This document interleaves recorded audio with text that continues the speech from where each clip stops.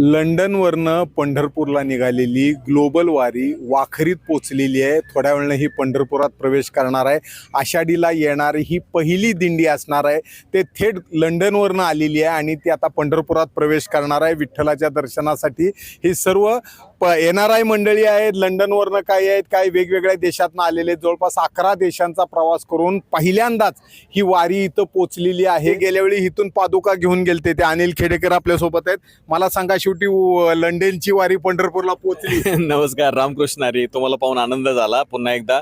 तर खऱ्या अर्थाने आपलं एक पूर्ण सर्कल झालंय. मागच्या वर्षी ABP माझाने सुरुवात केली होती की आपल्या पादुका पंढरपूरवरून लंडनला गेल्या होत्या आणि आज खऱ्या अर्थाने तो सोनियाचा दिवस आलाय की त्याच पादुका पुन्हा पांडुरंगाच्या भेटीसाठी आलेल्या आहेत. तर पूर्ण एक चक्र कंप्लीट झाल्याचा एक आनंद होतोय आणि खरंच आनंदाचा क्षण आहे की पांडुरंगामुळे आज जगभरातले लोक जोडले गेलेले आहेत.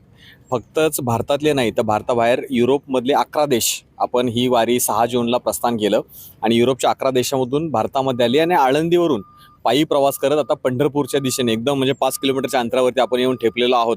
अशी एक मनाला आस लागलेली आहे की कधी पंढरपुरात जातोय आणि पांडुरंगाचं दर्शन घेतोय, कळसाचं दर्शन घेतोय, चंद्रभागेमध्ये स्नान करून एक मनतृप्त होईल की जो इतिहास आपण रचायचा प्रयत्न केलाय की ग्लोबल वारी जी भारतामध्ये 700-800 वर्ष जुनी वारी परंपरा आहे ती 7 समुद्रापार घेऊन जायचा आपण एक प्रयत्न केला आणि त्याला विठ्ठल रुक्मिणीने यश दिलं. याचं खरं एक समाधान आहे. आता ही सगळी मंडळी तुम्ही लंडनवरनच निघाले. हो. काय अनुभव तिथला एकदम फास्ट लाईफ आणि इथं हे वारकऱ्यांचं भक्तिमय रस्ता कसं बघताय? काय फरक जाणवला? खूप काही गोष्टी वेगळ्या आहेत. वातावरणाचा फरक आहे, ॲडजस्टमेंट आहे, पेशन्स, खूप काही नवीन गोष्टी अनुभवायला मिळाल्या आम्हाला. खूप वेगळा एक्सपिरियन्स होता. हो, जिथे जागा मिळेल तिथे छान झोप लागली असं कधीच अनुभवायला नव्हतं मिळालं. वेगळे नवीन लोक भेटली, त्यांच्याबरोबर राहायला मिळालं. खूप लोक जोडली गेली ह्याच्या सोबत. तर छान वाटलं. अनुभव खूप चांगला आहे. वारकरी झालात पूर्ण? हो, झाले. काय कसा फरक वाटतोय लंडन आणि इकडचा?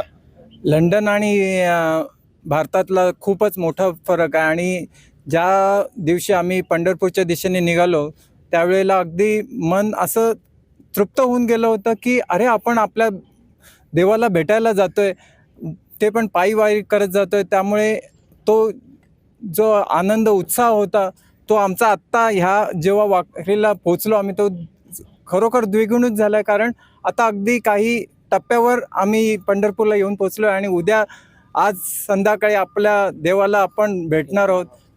तो खूप आनंद भरभरून आलाय. अगदी अनुभव होता. आता तुम्ही पोळ्या करत बसला होता. अनुभव तिथला आणि इथला फरक काय जाणवतोय? समाधान कितपत आहे? नाही, समाधान खूपच आहे. म्हणजे एवढे सगळे नवीन लोक जोडल्या गेलेत. वारकरी कधी बघितले नव्हते, टाळकरी वगैरे, त्यांच्यामध्ये राहायला मिळालं. त्यांच्या भजन कधी ऐकलं नव्हतं, कीर्तन कधी ऐकले नव्हतं. ते खूप छान वाटत होतं त्यांच्याबरोबर चालणं, फिरणं किंवा त्यांच्याशी गप्पा मारणं, त्यांचे अनुभव जाणून घेणं. खूप खूप छान एक्सपिरियन्स होता अगदी. म्हणजे आता लंडन पंढरपूर वारी कायम राहणार? हो, कायम राहू. आणि अनिल सरांमुळे आम्हाला हे म्हणजे नाही सांगू शकत. काय भजनाचा अनुभव? तुम्ही भजन केले? आम्ही ॲक्च्युली ते जे म्हणत होते त्याच्या मागे आम्ही रिपीट करत होतो आणि खरंच छान वाटलं. नवीन शिकायला म्हणजे टाळपावली छानपैकी खेळायला मिळाली आम्हाला. फुगडीचा वेगळ्या प्रकारचा आनंद घेता आला. पूर्वी खेळायचो पण जस्ट स्टार्ट आम्ही फुगडी खेळायचो, पण मग जी अगदी नखरा करून वगैरे खेळतात त्याच्याप्रमाणे फुगडी खेळता आली.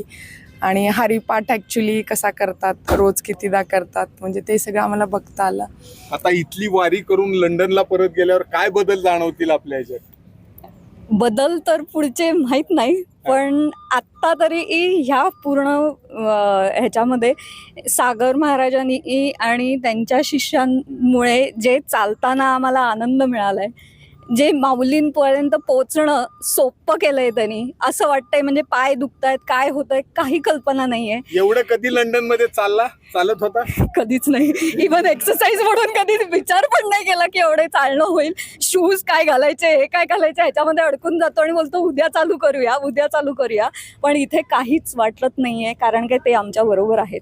ते टाळ वाजवायला लागतात, ते अभंग गायला लागतात आणि ती एनर्जी अशी आहे ना की त्याच्याने तुम्ही त्यांच्या पाठी आणि माऊलींपर्यंत पोचणार हे डोक्यामध्ये चालू असतं की चाललो आपण.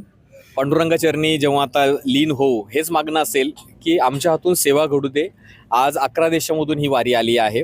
जगामध्ये UN-कडे 196 रजिस्टर्ड देश आहेत आणि त्यापेक्षाही जास्त देश आहेत.